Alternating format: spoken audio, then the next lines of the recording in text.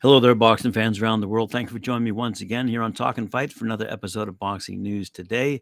And we're going to start off with something that I've never started off the show with before, and that is an apology, and not from a boxer who has been caught taking drugs. In this case, Jan Kozabutsky has delivered an apology for his actions during his recent disqualification loss to Efe Ajagba. And for that, for taking responsibility, I got to congratulate him. The Kazakh heavyweight has taken responsibility for his actions during the recent disqualification loss to Efe Ajagba on August 26. In his first U.S. appearance, Kazabutsky's behavior marred his previously unblemished record, leading to his disqualification in the fourth round against Ajagba. And it was a fight televised on ESPN, and it saw Kazabutsky's record drop to 19-1 with 18 knockouts. He was deducted 2 points in the third round and subsequently disqualified by referee Chris Flores at 33 seconds of the fourth round. And the incident cast a shadow over what could have been a career-defining moment for the heavyweight. In an official statement provided by Kazabutsky, expressed his regrets for his actions and apologized to various entities, including the WBC, the American Boxing Authorities, and the boxing fans worldwide, most importantly. Good for him. All right, let's move along quickly to the heavyweight division. I see we have the new ESPN rankings in the heavyweight division. Let's go through them. As explained to me by ESPN, it looks like Tyson Fury is retaining, unbelievably, his number one spot, followed by Alexander Usyk, also previously ranked number 2, followed by Deontay Wilder, also previously ranked number 3, followed by Anthony Joshua, also previously ranked number 4, Andy Ruiz Jr., previously ranked number 5 as well. Coming in at number 6, Zhilei Zhang, also previously ranked number 6. Jarrett Anderson, however, has moved up to number 7, and he was previously ranked number 8.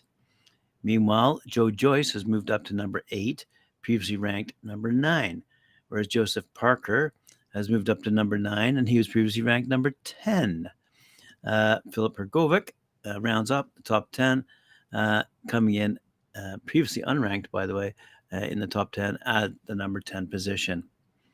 And by the way, Dillian White has been removed from these rankings for testing positive for a banned substance. Over to Joyce and Zhilei Zhang. As we all know, Joyce opted to go into an immediate rematch with Zhilei Zhang after taking a bruising loss to the Chinese heavyweight back in April.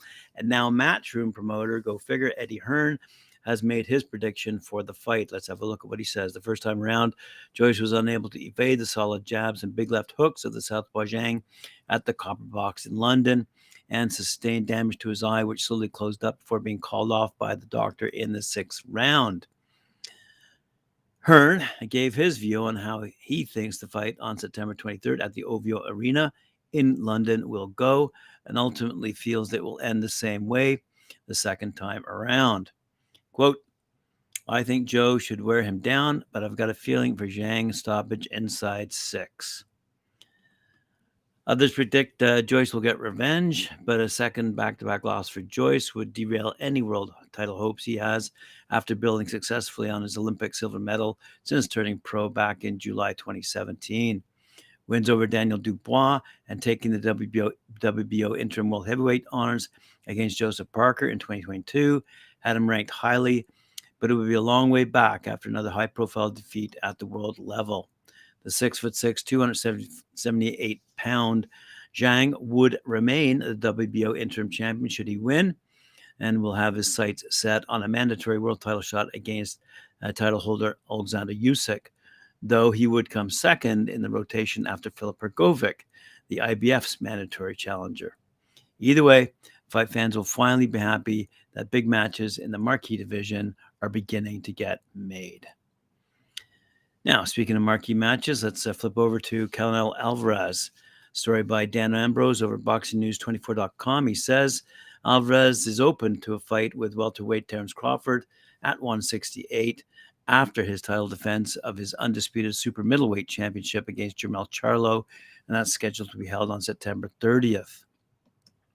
Although Canelo 59 2-2, admits that it's a crazy fight and he won't receive credit for beating Crawford. He says he's open to facing him if it makes sense. And it is believed that Terence Crawford is looking for as much money as possible before heading out the door. So he's trying to line up a golden parachute, frankly, to give him a soft landing into retirement without a doubt. Crawford is also interested in fighting Jermell Charlo, might be added here. The backlash, however, that Charlo would receive from fans for fighting Crawford instead of David Benavidez, his WBC mandatory, would be huge. It would be transparently clear that Canelo is using Crawford to avoid fighting Benavidez, and there would be a cry for him to be stripped of his WBC belt. The way Canelo answered the question about Crawford was very similar to how he responded to questions about fighting David Benavidez, which means he would not be fighting the Nebraska native ever. Canelo is polite when the media mentions different fighters and doesn't openly reject options, no matter how crazy. The one exception to that was when Demetrius Andrade called out Canelo, but that was a different story. Andrade put Canelo on the spot. You never know in boxing. It's possible. Why not? If it makes sense, I'm down to do it. I don't care who is there. I'm always able to fight anybody, said Alvarez. Look, I respect Crawford. He's a great fighter. I always say no disrespect to him, but sometimes it's a little crazy that people talking about me facing two small fighters. Charlo, he's big, and everybody's talking about me fighting Crawford at 147, who is smaller than Charlo. So the writer concludes it wouldn't be a big deal for Canelo to fight Crawford if Terence beats Benavidez and David Morrell Jr. first, but he's not going to fight those guys because they'd likely destroy him. Good conclusion. All right, let's move along to an upcoming fight. Got to admit, this is going to be a tough one for me to pronounce. Former world title challenger Radivoji Hot Rod Kalajdzic headlines ProBox TV's Wednesday night fight nights from the network's headquarters in Plant City, Florida, next week on September 6th.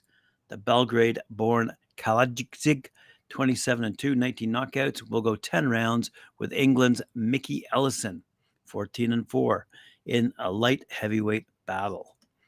Hot Rod has picked up 3 straight victories since falling to the hands of Artur Beterbiev when challenging for the IBF light heavyweight title back in 2019, losing by 5th round stoppage. He comes off 2 knockout victories as he attempts a second run at a world title. Ernest Amuzo and Guillermo Adrino were dispatched in the 1st and 4th rounds, respectively, in Tampa and Mexico. The evening's chief support will provide boxing fans with a bantamweight clash between former world title challenger Jonas Sultan and Frank Gonzalez. Fighting out of the Philippines, Sultan, who's 18-6 with 11 knockouts, collides with Gonzalez, who's 12-3 over 8 rounds. Also on the night, you're going to see William Foster III, 15-0, undefeated, colliding with Michel Lopez, 14-3, on 130 pounds over 10 rounds, with the vacant WBA Federcentro super featherweight title on the line.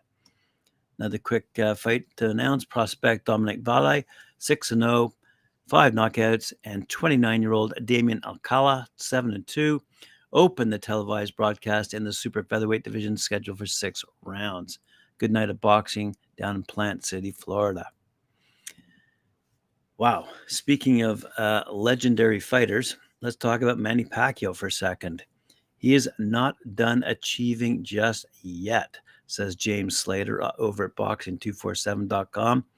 The 8-weight king, who has one of the most storied careers in ring history, aims to make more history. How? By capping off his career with a gold medal win at the 2024 Olympic Games in Paris. According to the Philippine Olympic Committee President Abraham Tolentino, Pac-Man wants to box in the opening games. His goal is to win gold at the age of 45. He turns 45 in December, by the way.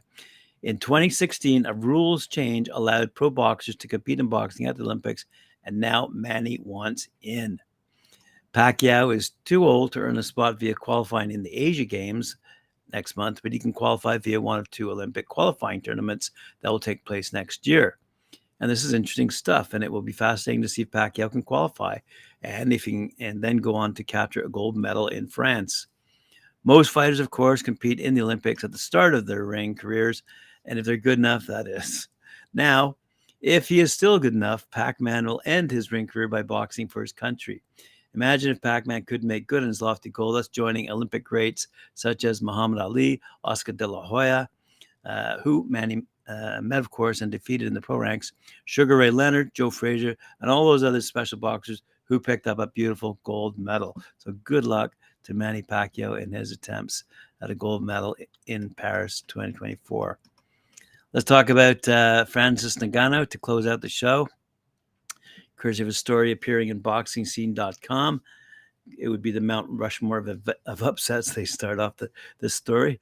Regardless of your generation or of sport of choice, the top candidates for chiseled granite immortality can probably be plucked from a similar crop of wannabes.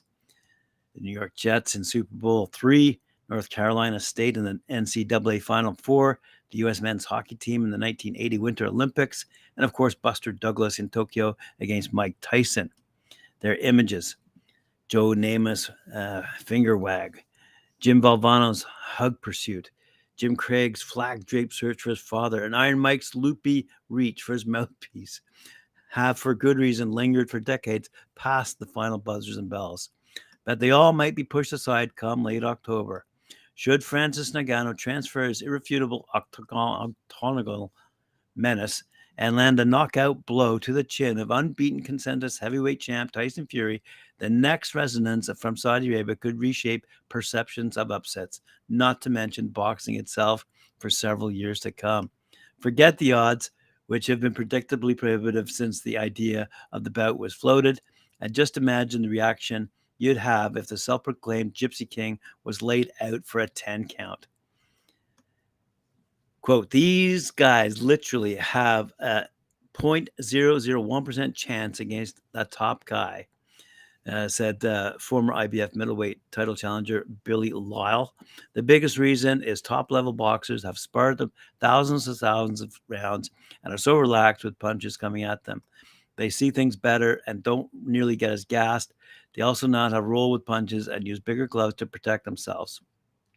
Fury, for all its faults, is a two-time champion who's held every significant heavyweight belt and beaten each of the 30 men he's faced since turning pro as a precocious 20-year-old in 2008.